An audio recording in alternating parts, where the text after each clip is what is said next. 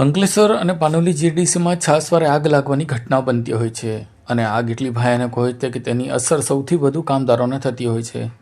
ત્યારે ગઈકાલે મળતી માહિતી મુજબ પાનોલી જીડીસીમાં આવેલી એક કંપનીમાં પ્લાન્ટનું ટેસ્ટિંગ ચાલતું હતું. તે દરમિયાન ધડાકાભેર આગ લાગી જવાની ઘટના ઘટી છે.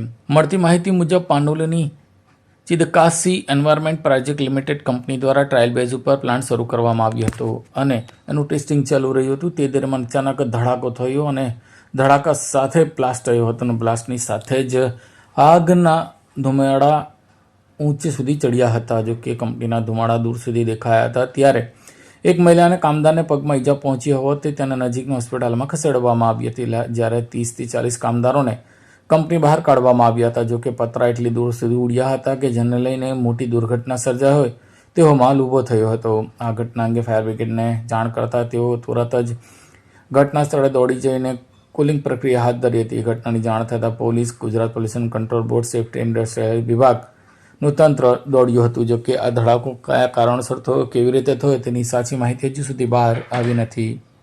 कॉल करें अभी 8733053364 पर या 9426889560 पर. हिमालय इंटरप्राइजेज, जियो मार्ट डिजिटल भरूच,